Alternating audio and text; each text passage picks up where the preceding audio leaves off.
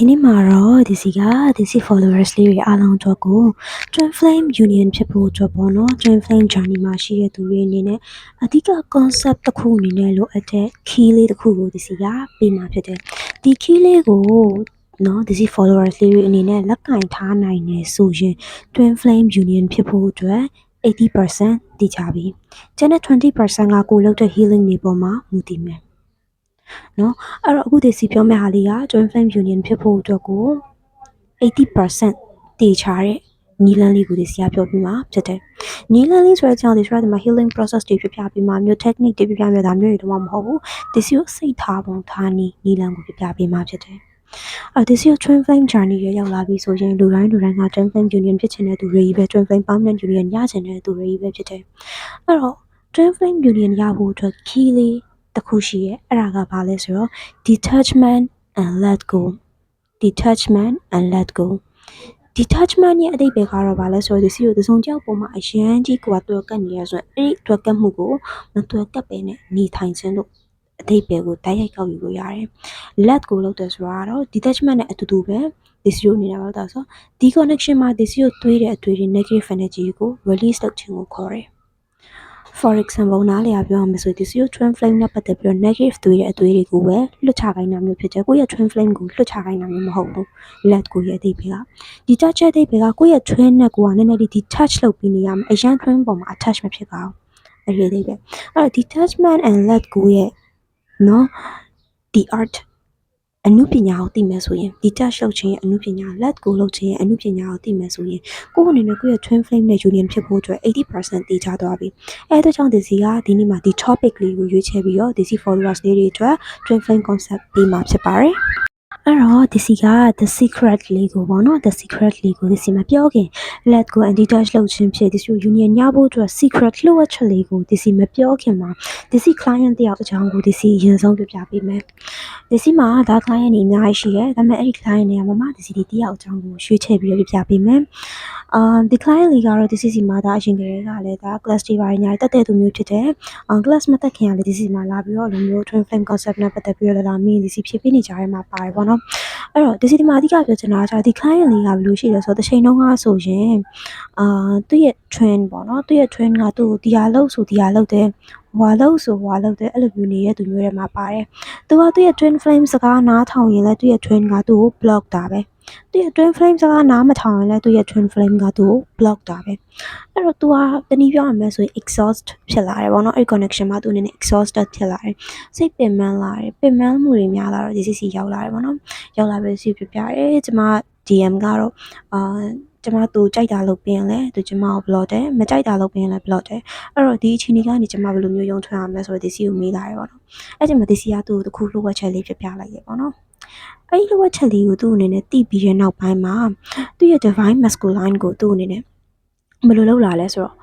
boundary set လုပ်တက်လာတယ်နော် boundary set လုပ်တက်လာတယ်။ဘာလို့ဆိုတော့ဒီစီက boundary ဘယ်လို set လုပ်ရမလဲဆိုရင်ဒီလမ်းကိုပြပြပေးလိုက်တယ်။အဲဒီလိုဝက်ချက်လေးကိုပြပြပေးလိုက်တယ်ဆိုတော့အဲ့တော့သူ boundary set လုပ်တက်လာတယ်။သူ့ရဲ့ divine masculine ကသူ့ကိုအနေဟိုမသွားနဲ့ဆိုရင်လေသူ့ရဲ့နှစ်သက်မှုပေါ်မှာသူမလုပ်တော့ဘဲနဲ့ကိုယ်ပိုင်ဆုံးဖြတ်ချက်ပေါ်မှာပဲသူ့အနေနဲ့လုပ်တက်လာတယ်။ဥပမာသူ့ရဲ့ divine masculine နေဟိုမသွားနဲ့လို့ပြောရင်DDF ရဲ့စိတ်ဆန္ဒကသူသွားချင်တယ်ဆိုရင်သူကသွားကိုသွားချင်တယ်ဆိုရင်သူ့ရဲ့ divine masculine ကသွားမှာပဲဆိုတော့တခုသူ့ရဲ့ wish ကိုထားပြီးတော့သူပြောတတ်လာတယ်။ပြောချင်တာက divine masculine ကဟိုဟာလို့ဆိုသူဒီဟာလို့တယ်ဒီဟာလို့ဆိုဟိုဟာလို့တယ်အဲ့လိုမျိုး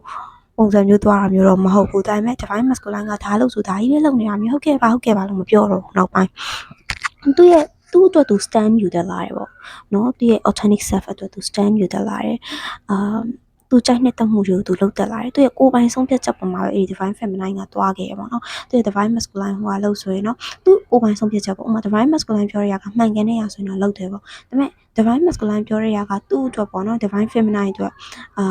မတင်တော့ဘူးသူရဲ့ဆန္ဒအတွက်သူမဖြစ်ချင်တဲ့ရဆိုရင်လွတ်လပ်သူငင်းခွင့်နေရှိလာတယ်ငင်းတက်လာတယ်အဲ့သူ့အတွက်သူ stand ယူတက်လာတယ် divine feminine ကအဲ့တော့အဲ့ဒီလိုနေရာမှာသူကဘာလုပ်လိုက်ခြင်းဖြစ်လဲဆိုတော့ boundary set လုပ်လိုက်ခြင်းလို့ခေါ်တယ်စီးတစ်ခုကိုကြော်လာခွင့်မပေးတော့ကွာ limit နဲ့ပဲနေခိုင်းလိုက်တာ relationship တစ်ခုမှာဒီစီကို twin flame မကလို့ဘယ်လိုနေရာမှာပဲဖြစ်နေပါစေ boundary set လုပ်ဖို့ကအရင်ရေးကြီးတယ် boundary set မလုပ်ရင်စီးကြော်လွန်လာရင်ဒီ person ကကိုယ့်ပေါ်မှာတန်ဖိုးမထားတော့ဘူးကိုကလည်းဒီ person ပေါ်မှာတန်ဖိုးထားမှုတွေလျော့နေတာအဲ့ boundary set လုပ်ကအရင်ကြီးကြီးအဲ့ဒီဆရာဒီ main ကလေးကို boundary set လုပ်ခြင်းရဲ့တန်ဖိုးကိုသင်ပေးလိုက်တယ်သင်ပေးလိုက်တဲ့အချိန်မှာသူ့ရဲ့ divine masculine ကတဖြည်းဖြည်းချင်းဒီ main ကလေးစီကိုဖြစ်လာဆို attract ဖြစ်လာတယ် divine masculine ဒီ main ကလေးရဲ့ energy ကိုနှစ်သက်လာတယ်ဆိုတော့ဒီ zero twin flame ဆိုတာ same soul same chakra ရှိတဲ့ connection ဖြစ်တယ်ဒါလူတိုင်းသိရရပါတော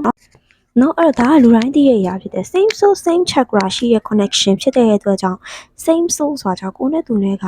soul တစ်ခုထဲမှာရှိရအဲ့တော့အကယ်လို့ကိုက divine masculine ရဲ့စကားတွေကိုနားထောင်နေမယ်ဆိုရင်ဒါကဘာဖြစ်သွားလဲဆိုတော့ကိုယ့်ရဲ့ soul နဲ့ကိုယ်နဲ့ကြားထဲမှာ connect မဖြစ်တော့ဘူးကိုယ့်ရဲ့ authentic self နဲ့ကိုယ်နဲ့ကြားမှာ connect မဖြစ်တော့ဘူးအဲ့ပေါ်မှာ divine masculine ကကိုယ့်ပေါ်မှာအလောက်ထိအာရုံမထားဖြစ်တော့ဘူးတခြားသောသူနဲ့ separate ဖြစ်တဲ့ soul တွေ even third party တွေပါတယ်အဲ့လိုပေါ်မှာပဲအာရုံထားဖြစ်တော့တယ်အဲ့အတွက်ကြောင့်သူကသူမျိုး boundary set လုပ်လိုက်တဲ့အချိန်မှာသူ့အတွက်သူ stand ယူလိုက်တာ divine feminine ကသူ့အတွက်သူ stand ယူလိုက်တဲ့အခါမှာသူ့ကိုယ်သူချစ်လိုက်တဲ့အခါမှာ divine masculine ကလည်းဒီ divine feminine ပေါ်မှာ attraction တွေများလာတယ်ချစ်သက်လာတယ်เนาะအဓိကအဲ့ဒါမျိုးပေါ့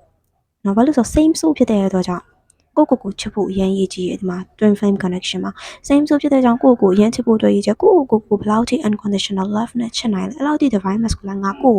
unconditional love နဲ့ချစ်ပေးလိမ့်မယ်အဲ့ဒီ main ကလေးက boundary set လုပ်ပြီးတော့သူ့ကိုသူ stand ယူလိုက်တယ်သူ့အတွက်သူ stand ယူလိုက်တယ်သူ့ကိုသူ self love ထားလိုက်ချင်ဖြစ်ဒီ divine masculine ကသူ့ရဲ့ energy ပေါ်မှာတွားပြီးတော့ attract ဖြစ်လာတယ် divine feminine ကကို divine masculine ကလိုက်လာတယ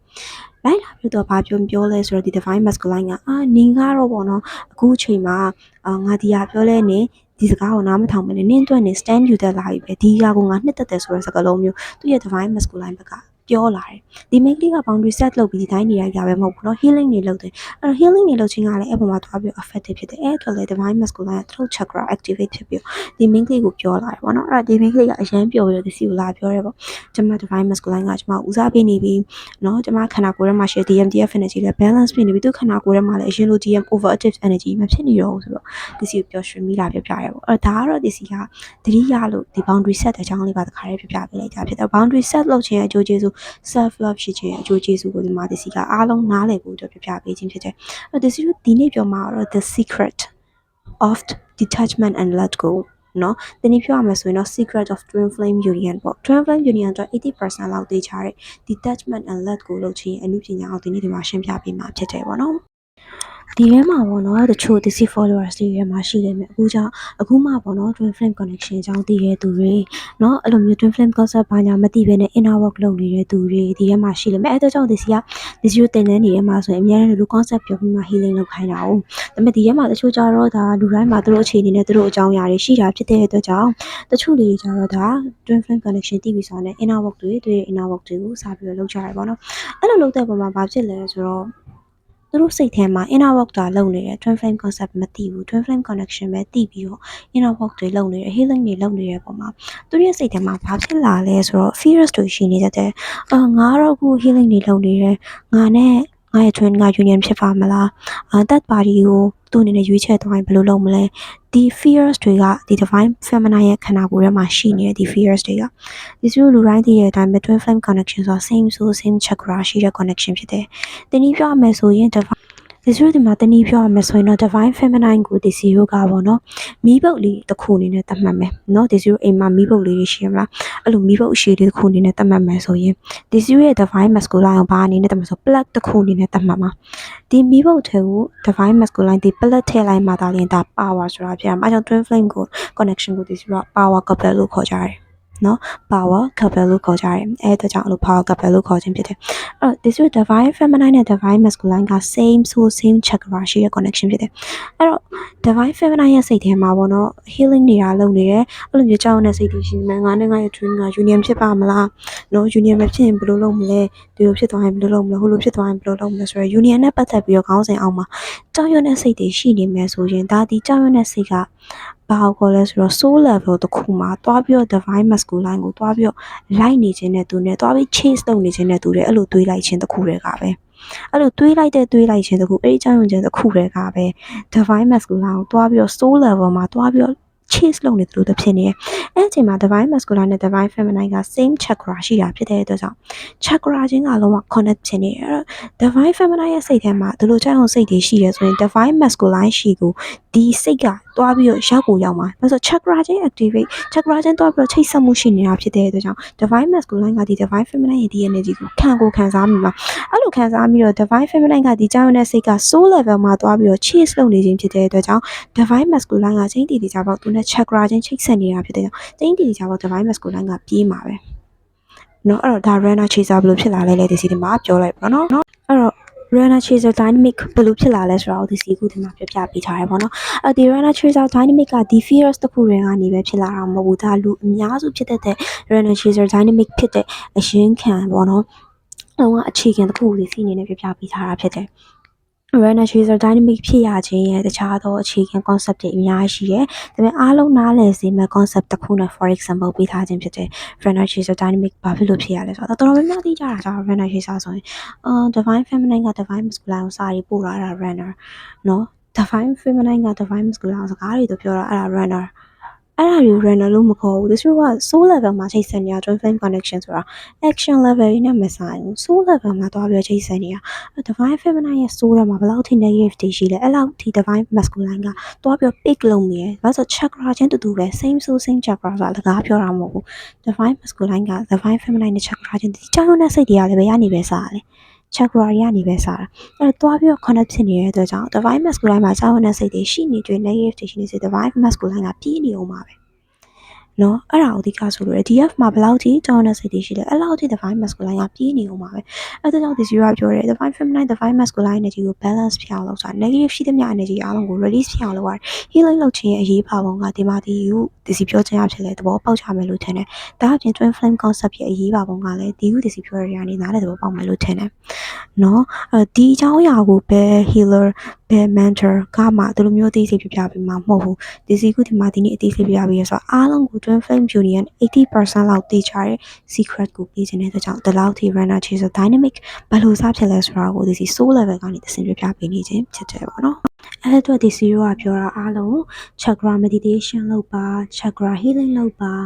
နော် chakra healing ကိုနီးလန်းမှန်မှန်နဲ့လုပ်ပါမပေါ့ဆပါနဲ့အဲ့ဒါကြောင့်ဒီစီကိုပြောတာပြန်တော့ဒီစီကိုပြောလဲ positive energy နဲ့နေပါ higher vibration နဲ့နေပါအဲ့ဒါကြောင့်ဒီစီကိုပြောခြင်းဖြစ်တယ်နော်အဲ့ဒီ reason ကိုလည်းဒီစီဒီနေ့ဒီမှာဒီ video ထဲမှာပြပြပေးသွားရယ်နော်ဒါအပြင်ဒီစီကဒီမှာ detachment ရဲ့တကယ် real meaning ကိုပြသရမယ်တကယ်အမှန်တကယ်အသိပဲ detachment and let go ရဲ့တကယ်အမှန်တကယ်အသိပဲဒီစီကိုပြသရမယ်ဆိုရင်ဒီစီကို divine feminine နေအနေနဲ့ inner work တွေလုပ်တယ် healing တွေလုပ်တယ်နော်အဲ့တော့အားလုံးသိကြတဲ့အတိုင်းပဲ inner work တွေ healing တွေကနော်တာမန်blockages တွေနည်းတဲ့သူဆိုရင်တော့တာမန်6လကနေ9လအတွင်းလောက်ကြာနိုင်တယ် heal ဖြစ်ဖို့အတွက်တချို့သူတွေကကျတော့ blockages တွေများတဲ့သူဘာညာရှိရဆိုရင်1နှစ်2နှစ်3နှစ်4နှစ်အများကြီးကြာနိုင်တယ်ဒါဒီ zero depends ဖြစ်တယ်ဘာဖြစ်လို့လဲဆိုတော့ twin flame connection ဒိုင်းကလူတွေကဘလောက်ပဲ healing ကြာမယ်လို့ပြောလို့လုံးဝမရအောင်ဘာလို့သူတို့ဂျားထဲမှာ soul level မှာ blockages ဖြစ်တဲ့ဟာတွေတယောက်နဲ့တယောက်မတူနိုင်ဘူး twin flame ချင်အောင်မတူနိုင်အဲ့ဒါကြောင့်ဒီ zero အနေနဲ့ဘယ်သူကတော့ twin flame healing လုပ်မယ်ဆိုရင်ဘယ်သူကတော့တစ်နှစ်အတွင်းယူနေဘယ်သူက2နှစ်အတွင်းယူနေဖြစ်မှာဆိုတာအတိအကျကောက်ချက်ချပြီးတော့ပြောလို့မရဘူးအမှန်ပြောချင်တာတော့ဒါခေါင်းစဉ်တစ်ခုမှာ twin flame journey မှာ healing ဘယ်လောက်လုပ်ရင် union ဖြစ်ပြီလို့ပြောလို့လုံးဝမရဘူးဘာဖြစ်လို့လဲဆိုတော့ soul level မှာ blockages ဖြစ်တာချင်းနေမတူတဲ့အတွက်ကြောင့်အဲ့တော့ healing လုပ်နေတဲ့ process တွေမှာဆိုရင်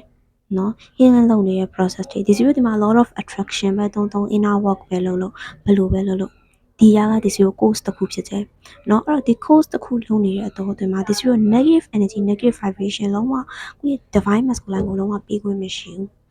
နော် divine feminine အနေနဲ့ negative vibration တွေးခွင့်ကိုမရှိဘူးဒါတွေလုပ်တဲ့အချိန်မှာတွေးရင်ဘာဖြစ်လဲဆိုတော့ healing process တွေလုပ်နေချိန်မှာလွယ်ကူစွာ divine masculine စီကို energy ရောက်တယ်အဲ့ဒီအရာကို divine masculine က pick လုပ်မှာအဲ့ဒီ negative energy ကို pick လုပ်ရင်တော့အားလုံးသိတဲ့အတိုင်းပဲ negative outcome ပဲရမယ်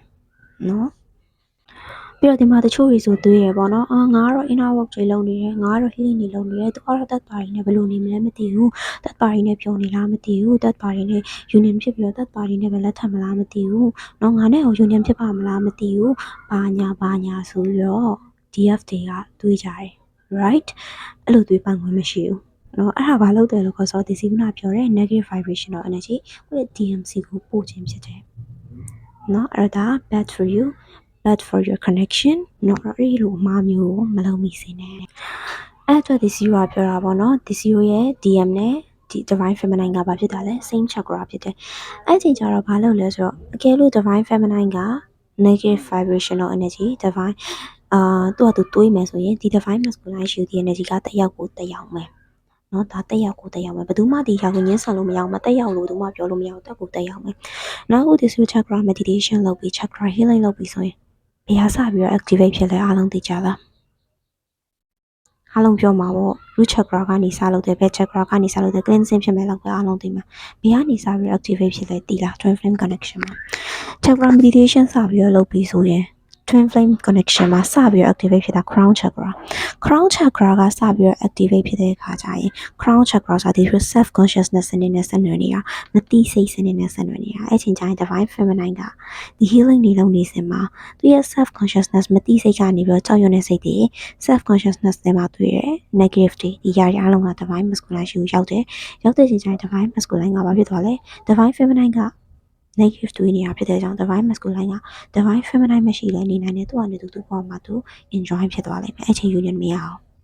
အဲ့ဒါကြောင့်ဒီစီကခဏပြောတာ meditation လုပ်ရင်ပေါ့ဆစွာမလုပ်ပါနဲ့ပေါ့ဆစွာလုပ်ပိုင်ခွင့်လုံးဝမရှိပေါ့ဆစွာလုပ်ရင်ပေါ့ဆတော့ရလက်တွေပဲရမယ်တချို့ရှေ့ chakra healing တွေ့ရတာလုပ်လိုက်တယ်ဒီဟာတွေ့ရဒီဟာလို့အဲ့လိုမျိုးတွေ့ကြရလို့လုံးဝမရအောင် twin flame connection ဆိုတာ DCO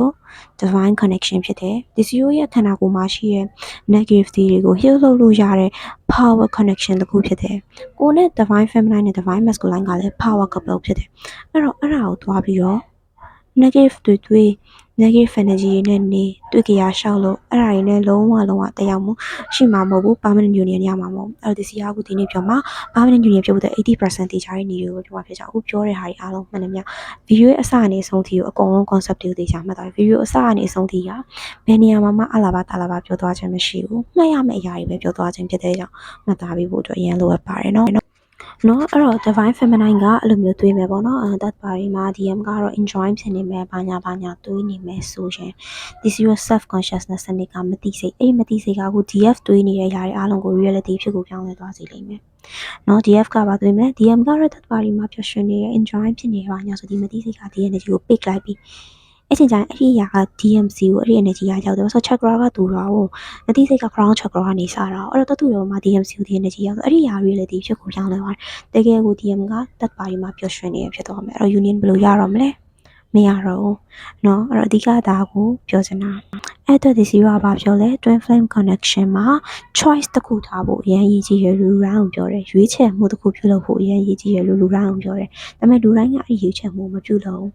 just ignore the word ဒီစီကိုပြောတယ်ရွေးချယ်မှုပြုလုပ်ပါဆိုတဲ့စကားကိုလုံးဝကိုမသိချင်အောင်ဆောင်လိုက်တာမျက်နှာလွှဲခဲပြစ်လုပ်လိုက်တာအဲ့ချိန်ကျတော့လုံးဝ union တော့ဝေးသွားတယ်twin flame connection မှာအဲ့ဒါကြောင့်ဒီစီကိုရွေးချယ်မှုပြုလုပ်ဖို့လိုအပ်တယ်လို့ပြောတာဖြစ်တယ်နော်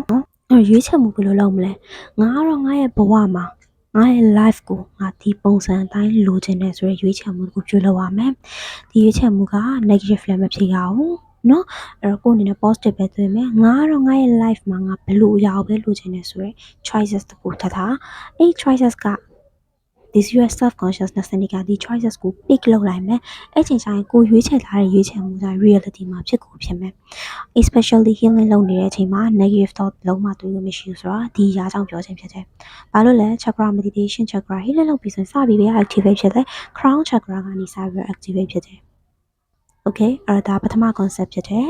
twin flame concept နဲ့ပတ်သက်ပြီးတော့ video အခု10ခုရှိမယ်အခု100ကြည့်မယ်အခု200ကြည့်မယ်ဘယ်လောက် video တွေပဲကြည့်နေပါစေကိုယ့်အနေနဲ့နော် soul choices တခုမပြုလုပ်ဘူးဆိုရင်ဒါကြည့်နေရုံပဲအဖက်တင်သွားမယ်ကိုယ့်ရဲ့မိကုန်းတွေပဲထွက်လာလိမ့်မယ်ငါဒါရောကြည့်နေရဘာဖြစ်လို့ union မဖြစ်တာလဲမိကုန်းတွေပဲထွက်လာလိမ့်မယ်နော်အဲ့တော့ဒီ CEO အနေနဲ့ twin flame connection မှာ concept တွေပဲကြည့်နေရုံနဲ့မပြီးဘူး healing တွေလုပ်နေရုံနဲ့ပဲမပြီး action လိုအပ်တယ် action ဆိုတာပါလေရွေးချယ်မှုတစ်ခုပြုလုပ်ဖို့အတွက်လိုအပ်တယ်အခုနဒီ CEO ပြောတဲ့ရွေးချယ်မှုတစ်ခုပေါ့နော်ပြုလုပ်ဖို့အတွက်လိုအပ်တယ်ဒီမှာဒီ CEO ကပေါ့နော် twin flame union အတွက်ပေါ့နော်ဒီ touch လုပ်ခြင်း let go လုပ်ခြင်းကဘာအတွက်လိုအပ်တာလဲဘာအတွက်အရေးကြီးတာလဲဆိုတာကိုအခုပြောမှာဖြစ်တယ်အဲ့တော့ဒီမှာပေါ့နော် divine feminine က soul level မှာ healing တွေလုပ်မယ် divine feminine ရဲ့ awakening ဖြစ်မယ်ဒီ CEO အစပြောသလိုမျိုးပေါ့ divine masculine က black တစ်ခုဖြစ်တယ် divine feminine က switch တစ်ခုဖြစ်တယ်အဲ့တော့ divine feminine ကသူ့ကိုယ်သူအာရုံစိုက်ပြီးတော့သူကသူ healing တွေလုပ်တယ်သူရဲ့ awakening တွေဖြစ်နေတဲ့အချိန်မှာ divine feminine ကသူ့ကိုယ်သူ လုံးဝ positive energy နဲ့နေထိုင်နိုင်နေတဲ့အချိန်မှာ divine masculine ရဲ့ဘာစတင်လဲဆိုတော့ dark night of the soul period စတင်တယ် dark night of the soul period ပြီးမှ divine masculine ရဲ့ awakening process စတင်ခြင်းဖြစ်တယ်နော်အဲ့တော့ divine feminine ကပေါ့နော်သူကိုယ်သူအာယုံစိုက်တယ် DM ကို detach လုပ်ပြီးတော့နေလိုက်တယ်နေလိုက်ခြင်းအဖြစ်ဘာတွေဖြစ်လာလဲဆိုတာကိုသိစီဘူးနော်ပြောရယ်ဘာတွေဖြစ်လာလဲ divine masculine ရဲ့ dark night of the soul period စတင်တယ်ပြီးတော့ awakening ဖြစ်လာတယ်အဲ့တော့ဒီမှာတချို့တွေ in and out ဖြစ်တဲ့ twin တွေရှိကြတယ် in and out ဖြစ်တဲ့ twin flame journey မှာဆိုရင်ကိုယ့်ရဲ့ DM က DF ဘဝတွေကိုပြန်ပြီးတော့ရောက်လာတဲ့အခါကျရင်ပေါ့နော်အဲ့လိုမျိုးရောက်လာတဲ့အခါကျရင် DF ကပေါ့နော်ဒီ healing လုပ်နေစဉ်အတော်အတွင်းမှာရင်ကိုသူ့ဘဝတွေကို in and out ဖြစ်နေတဲ့အချိန်မှာ divine masculine ကပြန်ပြီးတော့ရောက်လာဖြစ်ကြောင်းသူကလေအရင်တုန်းကအပြုမှုတိုင်းပဲစကားတွေများစမြဲစကားများရဆိုတာကြောင့်စကားတွေအများကြီးပြောစမြဲပဲသူ့ရဲ့ energy တွေကို divine masculine ကိုပေးနေစေပဲdivine masculine ရဲ့ power တွေသူ့ပေါ်မှာလွှမ်းမိုးဝင်ပေးနေစေပဲဆိုရင် divine masculine ကဘာဖြစ်လဲဆိုတော့ dark night of the soul period incomplete ဖြစ်သွားတယ်အပြီး completion မဖြစ်ဘူးသူရဲ့ awakening ကလည်းဘာဖြစ်သွားလဲ an awakened person ဖြစ်သွားတဲ့အဲ့ချိန်ကျ union ဖြစ်ဖို့ကြံ့ကြာသွားတဲ့အဲ့ဒါကြောင့်ဒီစီကပြောတာ stand for yourself ကိုယ့်အတွက်ကို stand you ကို focus တာ DM ကို detach လုပ်ပြီးနေလို့အဲ့ဒါပြောတာ DM ကို detach လုပ်ပြီးနေ DM ကို let go လုပ်ပြီးနေဆိုတော့ DM ကိုလွှတ်ချလိုက် DM ကိုလွတ်ပလိုက်လို့ပြောရတယ်လုံးဝမဟုတ် DM ပေါ်မှာအာယုံထားခြင်းလေးတွေ short ပြီးနေလို့ပြောခြင်းဖြစ်တယ်ဒါရိုက်ပြောရမယ်ဆိုရင်ကို focus ထားပေးပါဆိုတဲ့အသေးပဲကိုတက်ရောက်တယ်ဒါ detachment and let go ရဲ့ real meaning ဖြစ်တယ်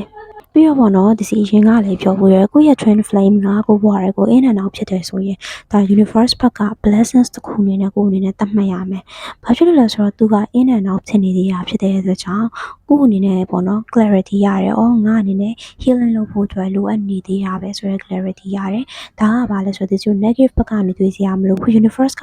ပေးတဲ့ blessings တစ်ခုအနေနဲ့သတ်မှတ်လို့ရတယ်။ in and out twin flame အနေနဲ့လည်းနော်ဒီမှာ silent twin flame ကြတော့ဘာဖြစ်လို့ silent ဖြစ်တာလဲ blockages အရင်များလို့ silent ဖြစ်တာကိုရောသူရောကအရင် blockages များလို့ silent ဖြစ်တာအဲ့လိုလူတွေကြောင့်ပို့ပြီး inner work healing ကိုပို့ပြီးအာရုံစိုက်ပို့ပြီး focus တာပို့ပြီးစူးစမ်းပြီးလုပ်ဖို့ပို့ပြီးလိုအပ်တာပေါ့အဲ့ဒါလေးတော့ကိုရတယ် in and out twin flame နဲ့ silent twin flame ကြားမှာအဲ့ဒါလေးကိုရတယ်နော်ဒီမှာပေါ့နော်တချို့ကိုရဲ့ twin flame က8လ9လ10လလုံးဝကိုယ်စကားလည်းလုံးဝလာမပြောဆိုတော့အဲ့ဒါကိုတော့ blessings အနေနဲ့သတ်မှတ်လို့တော့မရအောင်အဲ့ဒါကို blessings အနေနဲ့သတ်မှတ်တော့မှားပါမယ်အဲ့လိုမျိုး8လ9လ10လလုံးဝ twin flame ကစကားလာမပြောဘူးပါညာအဲ့လိုလူတွေကြတော့လေ separation ဖြစ်နိုင်ခြင်း2နှစ်ကနေ3နှစ်အနည်းဆုံးအဲ့လိုရှိတယ်ဒါအနည်းဆုံးတော့ minimum အဲ့လို twin flame ဖြစ်နေရဆိုတော့အဲ့ဒါက2နှစ်ကနေ3နှစ် separation ဖြစ်ကိုဖြစ်မှာနော်အဲ့လိုလူတွေကြတော့ဘာလို့ လဲ inner work healing ကိုပို့ပြီးတော့ဖြည့်ပြီးတော့လုပ်ပေးရတယ် inner work healing တွေကိုပို့ပြီးတော့ဖြည့်ပြီးတော့လုပ်ပေးရတယ်ဒါပေမဲ့ဒီစီဒီမှာ blessings တစ်ခုပြပြခြင်းတယ်အဲ့ဒါဘာလဲဆိုတော့အခုလိုမျိုးပေါ့နော်အဲ့လိုမျိုး8လ9လလုံးဝကိုအဲ့လို contact မရှိရ twin flame နေပါရကြတော့လေ blessings ဘာကိုသတ်မှတ်လို့ရလဲဆိုတော့သူတို့ရဲ့ပေါ့နော် divine masculine ကအဲ့လိုတွေဖြစ်ပြီးမှသူတို့ဘဝတွေကိုရောက်လာတယ်ဆိုရင်အဲ့ဒါကတိုင်းတည်သေးကြပေါ့ပြန်ပြီး in and out လုံးဝဖြစ်တဲ့အခြေအနေမျိုးမရှိဘူးဆိုတော့သူကအစကတည်းက8လ9လလုံးဝ no contact zone ကိုအဲ့လိုဖြစ်နေတဲ့ပုံမှာလုံးဝမဖြစ်သွားလဲဆိုတော့ပြန်ပြီးရောက်လာပြီဆိုရင်လည်းလုံးဝကို permanent union ရဖို့ရတယ် permanent union ဖြစ်ကိုဖြစ်တဲ့ marriage အထိသွားအောင်သွားတယ်ဒါပေမဲ့ဒီမှာ in and out ဖြစ်နေတဲ့ twin flame တွေကြတော့ဘာဖြစ်တာများလဲဆိုတော့ an awakened soul ဖြစ်တာများတယ် divine masculine ကဘာဖြစ်လို့လဲကိုယ့်ရဲ့ twin ကကိုယ့်ဘဝတော့ in and out ဖြစ်နေတဲ့ပုံမှာ divine feminine နေရာဘာတွေလဲဆိုတော့ဒါ union ဖြစ်နေရပဲလို့တွေးရအဲ့ဒါကြတော့ an awaken ဖြစ်နေရလို့ခေါ်တယ်နော်အဲ့တော့ union ဖြစ်တယ်ဆိုတာဘာလဲဆိုတာဒီစီကဝေါဟာရအတိပေရဲ့မှာတော့ရှင်းပြပြီးသားဖြစ်တဲ့အတွက်ကြောင့်ဒီရဲ့အတိပေကတော့ဝေါဟာရအတိပေမှာသွားပြီးတော့နားထောင်ပြီးလို့ရတယ်နော်အဲ့တော့ in and out ဖြစ်တဲ့သူတွေကြတော့သူတို့ရဲ့ divine masculine က an awaken soul ဖြစ်သွားတာပို့ပြီးတော့များတယ်ဒါပေမဲ့ဒါ divine feminine တွေပေါ်မှာတော့မူတည်ရပါတော့တော်တော်များများ divine feminine တွေကအဲ့လိုမျိုး union ဖြစ်ပြီး reunion ပဲ union ပဲဆိုတော့သတ်မှတ်ပြီးတော့ပြောနေတာအဲ့ in and out ဆုံးမှာအဲ့လိုသူတွေကြတော့ permanent union ရဖို့အတွက်ခဲရင်အဲ့ဒါ union လည်းမဟုတ် reunion လည်းမဟုတ် permanent union လည်းမဟုတ်ဘူး just in and out an awaken soul ဖြစ်နေသေးတာ healing လိုအပ်နေသေးတာနော်အဲ့တော့အဲ့ဒါလေးကိုလည်းဒီစီမှာရှင်းချင်တယ်ဒီမှာနောက်တစ်ခုပြောချင်တာကတော့ divine feminine တယောက်ကလုံးဝကို perfectly balance ဖြစ်သွားပြီဆိုရင်လုံးဝသူ့မှာပုံမှန်ပြောစရာမရှိအောင် balance ဖြစ်သွားပြီဆိုရင်ဒီ divine feminine ကဘာလုပ်လို့ရလဲဆိုတော့ visualization လုပ်လို့ရတယ် visualization ဆိုတော့ visualization technique တွေ method တွေသုံးလို့ရတယ်နောက်ကဘာလုပ်လို့ရလဲဆို scripting law of attraction သုံးလို့ရတယ်ဆိုတဲ့အကြောင်းပြောတာနော်ဒါဘယ်သူတွေပဲသုံးလို့ရရလဲ divine feminine တယောက်ကလုံးဝ perfectly heal ဖြစ်သွားပြီ balance ဖြစ်သွားပြီဆိုတဲ့ divine feminine က visualization technique တွေ method တွေသုံးလို့ရတယ်နောက်က scripting ရေးလို့ရတယ်အဲ့လိုမျိုးမဖြစ်သေးတဲ့လူကတော့လုပ်လို့မရအောင်နော်ဒါလေးစီချိုးပြောတယ်နော် law of attraction ကိုဘယ်လိုသူပဲသုံးလို့ရမယ် twin flame connection မှာအဲ့လိုမျိုးသုံးမယ်ဆိုရင် divine feminine ကလုံးဝ perfectly balance ဖြစ်ရမယ်အဲ့လို divine feminine ကလုပ်လို့ရတယ်ဘာဖြစ်လို့လဲဆိုတော့ဒီ perfectly balance ဖြစ်သွားတဲ့ divine feminine ရဲ့ chakra တွေအားလုံးက activate ဖြစ်သွားပြီအဲ့ activate ဖြစ်သွားတဲ့ပုံမှာသူလုပ်တဲ့ manifestation ကလုံးဝတင်းတည်ကြပါ perfectly work out ဖြစ်လိမ့်မယ်နော်အဲ့ဒါကြောင့်ဒီ divine feminine ကဒါတွေကိုလုပ်လို့ရတယ်အဲ့လို perfectly balance ဖြစ်သွားတဲ့ divine feminine ကပဲနော်အဲ့တော့ I hope Desi followers လေးတွေအားလုံးဒီ twin flame journey မှာ share followers လေးတွေအားလုံးအနေနဲ့ let go and detachment ရဲ့သဘောတရား meaning အပြင်တခြားသော concept တွေအများကြီးတယ်ဒီ video မှာရမယ်လို့မျှော်လင့်တယ်ဒီ video ရဲ့စကားတွေအားလုံးကို Desi ပြောသွားတဲ့ဟာလေးကိုတေချာလေ့လာမယ်ဆိုရင် union ဖြစ်ဖို့အတွက် 80% တေချာသွားပြီလို့မှတ်လိုက်ဒီနေ့ကစပြီးတော့ union ဖြစ်ဖို့ 80% တေချာသွားပြီလို့မှတ်လိုက်ပါနော်အဲ့ဒီနေ့ concept တွေကတော့ဒီလောက်ပါပဲအဲ့ဒီနောက် concept တွေတခုမှတွေ့ကြမယ်ဒီနေ့ video လေးကိုအားလုံး enjoy ဖြစ်မယ်လို့မျှော်လင့်ပါတယ်ဒီ video ကနေပြီးတော့အားလုံးသင်ခန်းစာလေးရမယ်လို့လည်းမျှော်လင့်တယ် concept တွေအများကြီးသိလာမယ်လို့လည်းမျှော်လင့်ပါတယ်ဒီ video တစ်ခုတည်းကိုနားထောင်ရုံနဲ့ twin flame union ဖြစ်ဖို့အတွက်လုံလောက်တဲ့ concept ပါတခြားသော concept တွေအများကြီးလေ့လာစရာမလိုအောင်ဒီစီအနေနဲ့ဒီ video တစ်ခုတည်းမှာအကုန်လုံးကို recap လုပ်ပြီးတော့ဖြေထားပေးခြင်းဖြစ်တယ်နော်အဲ့တော့ I hope Desi followers တွေအားလုံး clarity ရမယ်လို့မျှော်လင့်ပါတယ်အဲ့တော့အားလုံးတန်တရားတွေထားခြင်းကြောက်ရွံ့တဲ့စိတ်တွေရှိခြင်း doubt and fears တွေအားလုံးကို release လုပ်ပြီးတော့ကိုယ့်ဘဝကိုအကောင်းဆုံးကျော်ဖြတ်နိုင်ပါစေ obstacle ကိုအကောင်းဆုံးကျော်ဖြတ်နိုင်ပါစေလို့ဆုတောင်းပေးလိုက်ပါတယ်ဒီကနေပြီးတော့အဲ့တော့ see you next video bye bye